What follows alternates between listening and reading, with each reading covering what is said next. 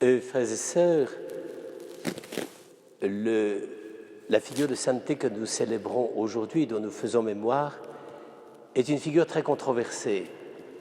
Et ce n'est pas rare que les figures de sainteté, surtout modernes, soient très controversées.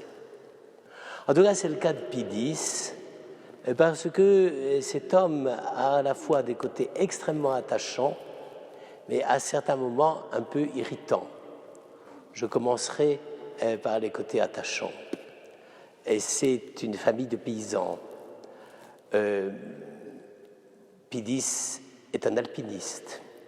Il aime beaucoup passer son temps dans la solitude, et c'est le début du sport moderne de l'alpinisme, et Pie X s'éclate à grimper en haut de certains sommets alpins.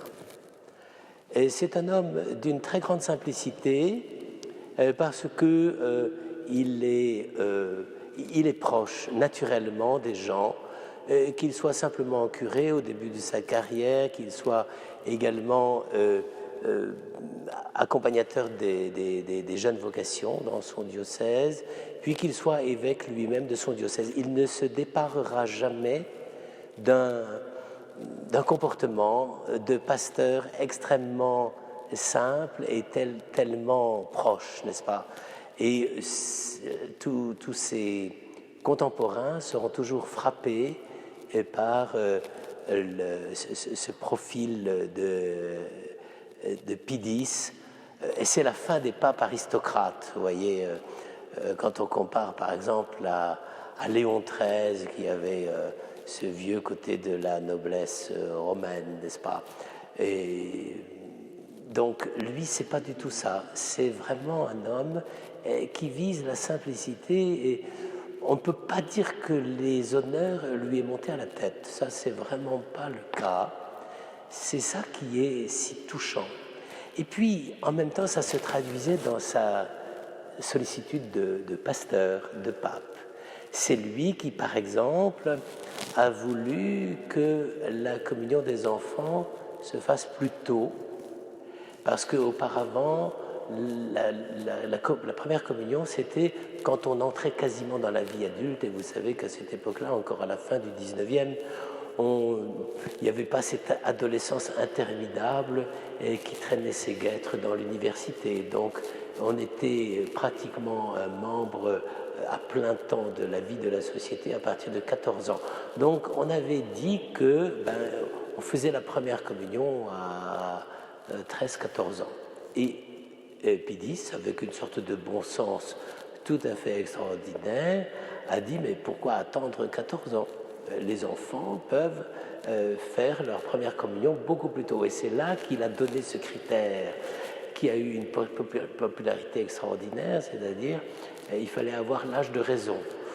Moi, personnellement, je crois qu'il y a beaucoup de gens qui n'ont pas l'âge de raison avant 55 ans, mais en tout cas, donc il aurait fallu attendre longtemps pour la première communion, mais ça n'empêche que c'était plein de bon sens, c'est-à-dire à partir du moment où l'enfant perçoit qu'il peut construire, il peut accepter cette relation personnelle avec le Christ à travers le geste de la communion, eh bien, il pouvait communier. Et ça a eu un très grand succès. Ça a eu aussi un très grand méfait, que vous connaissez sans doute, c'est que comme il y avait la première communion, surtout les curés en France ont dit, mais alors, s'ils font la communion à 5-6 ans, à ce moment-là, on ne les récupérera plus au catéchisme. Par conséquent, on a inventé la petite communion et la grande communion, n'est-ce pas?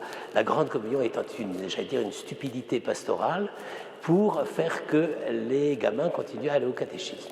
Donc, vous voyez, même les meilleures intentions de la part d'un pape peuvent être traduites de façon stupide par son clergé. Mais ça, c'est un autre problème. Toujours est-il que ce qui compte, c'est que Pie X ait voulu cela. Et puis, il a aussi voulu quelque chose dont on ne se rend pas toujours compte, c'est que il avait trouvé quand même que le répertoire, surtout musical, dans la liturgie au XIXe siècle, était assez médiocre. Et j'allais dire, il avait raison, parce que moi-même, j'ai eu l'occasion de constater, en préparant des chants et des mélodies avec le frère André Gouze, que le répertoire du XIXe siècle, j'aime autant vous dire, ça valait pas tripette. Eh bien, précisément, j'allais dire, je suis tout à fait de l'avis de Pie X sur ce sujet-là. Et eh bien, Pie X avait dit, bon, on ne peut pas continuer comme ça. Et c'est lui qui, à l'époque où à Solesmes, on faisait des études techniques et critiques et, pour analyser les anciens manuscrits du grégorien et pour réélaborer une vraie théorie du grégorien, si tant est qu'on y soit arrivé, ça c'est encore un autre problème. Mais Pie X a dit, eh bien, il faut encourager ce qu'on appelait à l'époque le plein chant, ce qui veut dire le chant à plena voce, c'est-à-dire pas des effets à la Palestrina, mais le plein chant avec l'unisson, n'est-ce pas, l'unité des chanteurs. Et c'est ce qui a fait qu'il y a eu un véritable renouveau liturgique. Et contrairement à ce qu'on dit la plupart du temps, la réforme liturgique n'est pas suite à Vatican II. La réforme liturgique avait commencé bien avant, dès la fin du 19e et au début du 20e siècle. Et nous la devons à Saint Pie X. C'est pour ça d'ailleurs que je suis toujours un peu furieux quand je vois un certain nombre de disciples de Monseigneur Lefebvre se réclamer de Saint Pie X pour dire que eux, ils ont la liturgie de toujours. Attention, c'est plus compliqué que ça.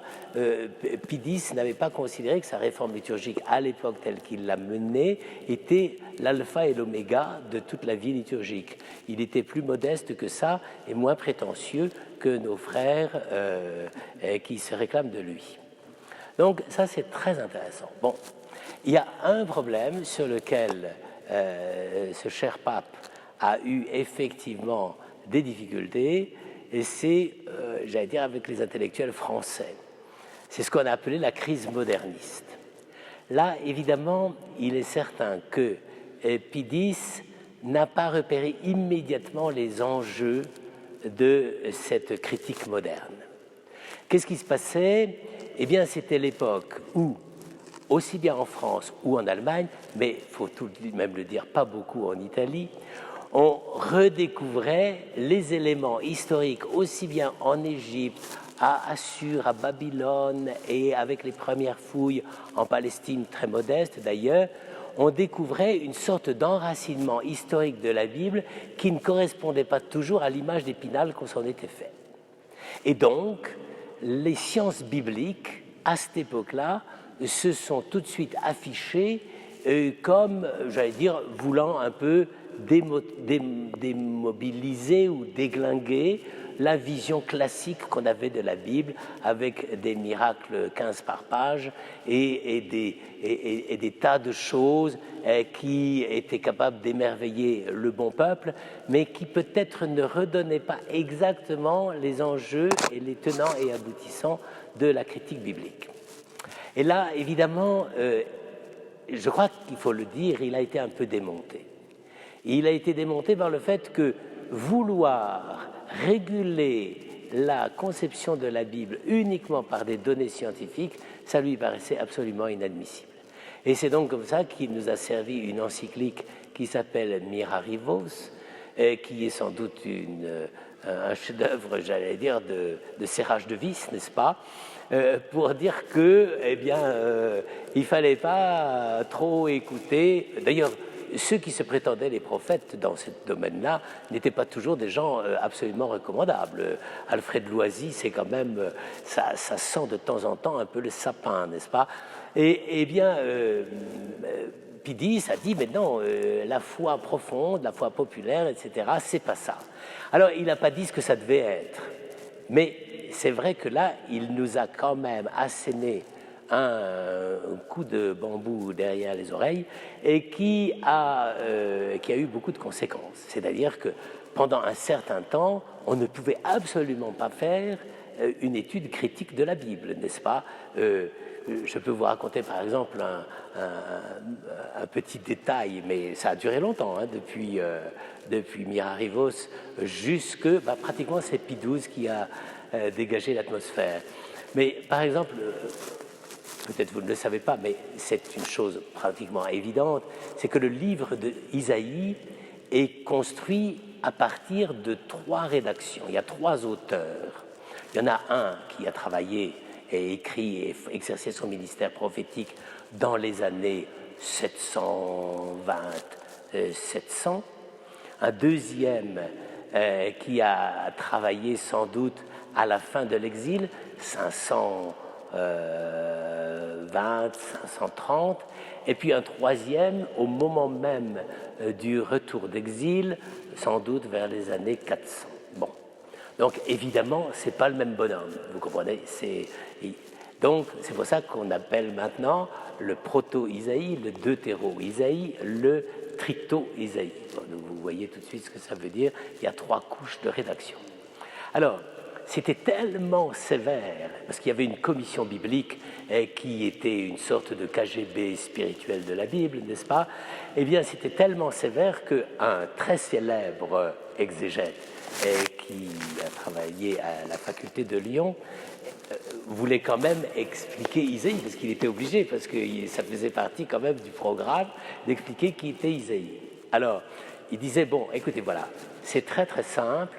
Isaïe a tout écrit d'un seul coup dans les années 700, mais il a mis 2 ouvrages en poste restante, un à n'ouvrir que à la fin des années 500 et l'autre au tout début des années 400. Donc vous imaginez, les pauvres professeurs, ils étaient obligés de faire des espèces ça faisait rigoler tous les élèves, évidemment, mais c'était parce qu'il ne fallait pas qu'ils soient dénoncés à Rome, comme quoi ils considéraient qu'il y avait 3 niveaux dans la rédaction du livre d'Isaïe. Bon, maintenant c'est passé, et je pense qu'on ne retient plus ce cher Pidis uniquement à cause de son autoritarisme intellectuel concernant la rédaction des ouvrages de la Bible.